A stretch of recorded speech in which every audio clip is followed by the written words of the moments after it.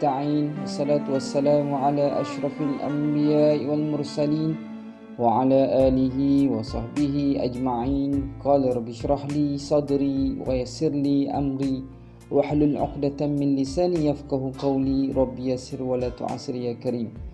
Assalamualaikum warahmatullahi wabarakatuh. Alhamdulillah, segala puji bagi Allah. Hari ini hari yang ke-18 dah kita pada bulan Ramadan Al-Mubarak. Allahu Akbar, cepatnya masa berlalu kan. Semalam nuzul Al-Quran. Kita sama-samalah imarahkan Ramadan ini dengan membaca Al-Quran. InsyaAllah azam, sebelum ni kita azam kan nak habiskan bacaan Al-Quran dan selitkanlah momen-momen yang baik, iaitu mungkin dengan membaca maksud-maksud daripada surah-surah yang kita inginkan. Okey tuan-puan, hari ini jom baca bersama sepanjang Ramadan. Tajuk yang kita akan kongsikan adalah Be the Better Parents. Okey, jom kita baca sama-sama.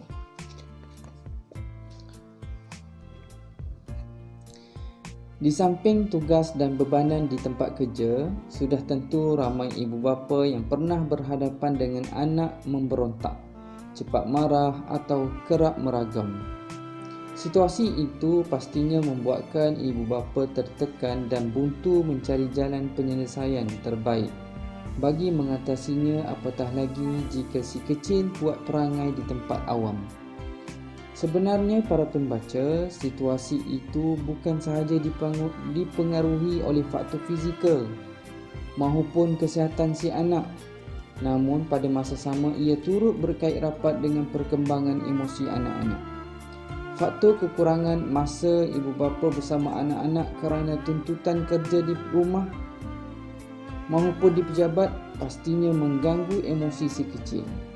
Keadaan ini juga berlangsung dalam jangka masa panjang, boleh menjejaskan ikatan kekeluargaan yang mengakibatkan hubungan kekeluargaan menjadi kurang baik dan anak membesar tanpa mendapat bimbingan dan dampingan ibu bapa secukupnya. Lebih membimbangkan apabila keadaan itu menyebabkan anak memberontak atau menyendiri yang akhirnya mengganggu perkembangan emosi dan sosial mereka. Lebih menyedihkan apabila keadaan itu sering berakhir dengan perkara negatif, antaranya ketagihan kepada internet atau mudah terjebak dalam masalah sosial. Jadi para pembaca, sebelum ia terjadi, lebih baik kita mencegahnya dengan mencari jalan penyelesaian terbaik. Caranya ialah dengan mendampingi anak dan meluangkan masa secukupnya untuk mengenali serta memahami mereka. Baiklah para pembaca, antara masa berkualiti dengan anak-anak ini ada dua, iaitu masa makan dan masa solat bagi orang Muslim. Pastikan kita makan bersama dengan ahli keluarga dan anak-anak.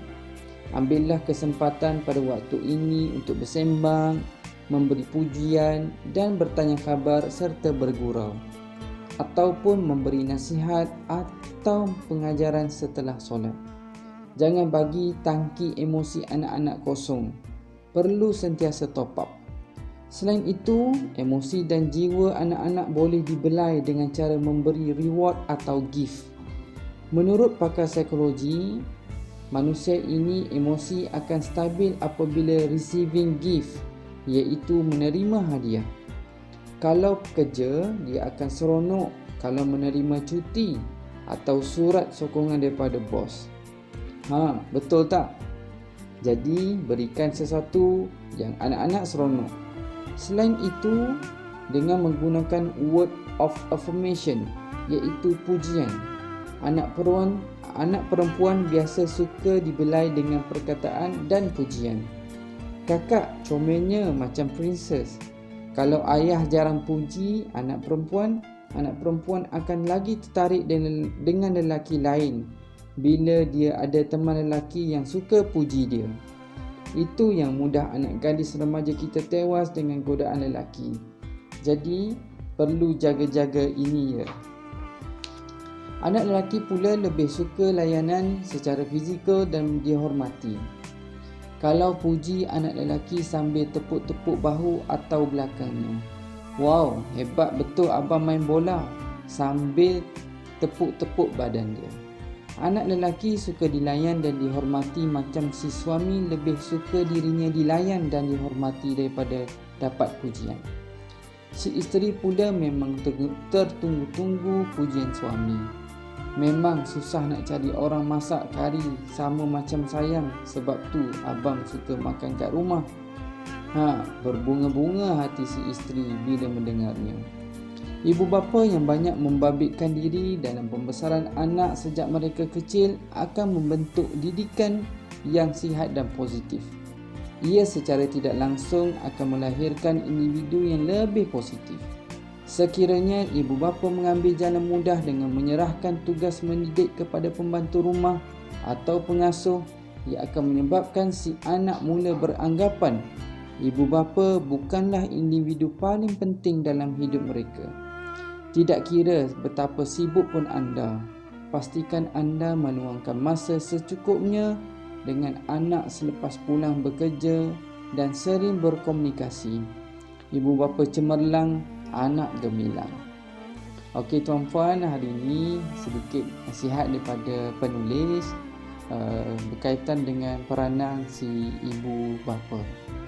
Ya, hari ini kerjaya amat penting untuk membantu keluarga dalam menjalankan kehidupan dengan sebaiknya. Ya, itu penting. Kadang-kadang keluar pagi balik lewat petang. Namun begitu, manfaatkan peluang-peluang yang ada semaksimalnya mungkin bersama dengan anak-anak. Kerana